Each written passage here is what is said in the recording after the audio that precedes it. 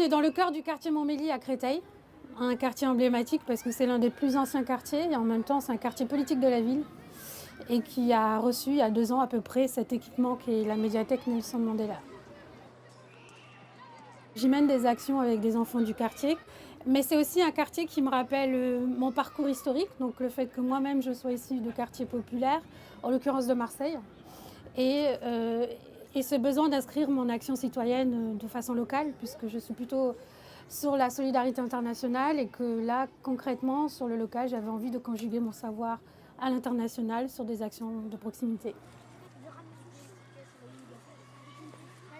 Alors moi, je suis géographe, je suis formée pour travailler dans la recherche sur le développement donc des pays du tiers-monde, mais je me suis spécialisée ces dernières années sur la solidarité internationale, la coopération, les questions de genre et de participation communautaire, donc comment amener les publics à être acteurs de leur propre devenir en portant eux-mêmes les actions. J'ai commencé par l'Inde puisque c'est ma spécialisation, les bidonvilles indiens.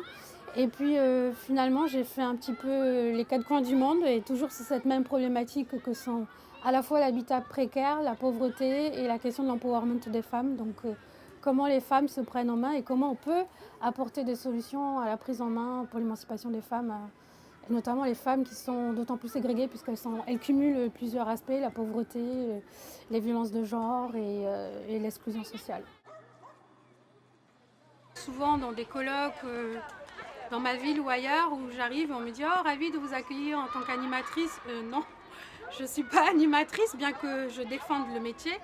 Je suis chercheur et donc c'est comme si j'étais dans un cadre où il fallait que j'y reste. De la même manière, à l'université, je me souviens de mon année de spécialisation à Paris 7, où un chercheur, dont je ne donnerai pas le nom, d'origine algérienne et qui travaille sur ce monde-là, m'a dit « Mais pourquoi tu travailles sur l'Inde? Tu perds du temps alors que tu devrais travailler sur l'Algérie, ton pays. » Et pour lui, apparemment, ce choix que j'ai fait de travailler sur l'Inde et de me spécialiser sur ces problématiques, c'était un peu comme une trahison. Je travaille et j'ai travaillé pour plusieurs ONG, principalement indiennes d'abord, puisque c'est mon savoir-faire, mais aussi sur des ONG qui travaillent sur des aspects très spécifiques que sont le droit des femmes, où on retrouve en filigrane très souvent la question de l'habitat précaire, qui finalement doit avoir un lien avec ma biographie. Moi, ce que je reprocherais, ou avec du recul, je me rends compte qu'en fait, la discrimination, c'était de ne pas savoir, le manque d'information. Parce qu'en l'occurrence, je pense qu'avec mes envies et mon profil aujourd'hui de militante, j'aurais bien fait Sciences Po. Mais aussi loin que je m'en souvienne, jamais ce parcours-là ne m'a été proposé, ou même je l'ai découvert très tardivement. J'étais déjà en thèse à l'ambassade de France en Inde. Et c'est là qu'en voyant mes collègues qui avaient quasiment tous le même profil, Sciences Po, et puis moi je venais géographie, de l'université populaire, etc. Et je me suis dit, ah mince, j'ai raté quelque chose quelque part, ou alors c'est peut-être la République qui a raté quelque chose avec moi et avec d'autres. Vous pouvez parler de ce que vous avez fait la semaine dernière? Ah, la semaine dernière, on a fait un foot collectif.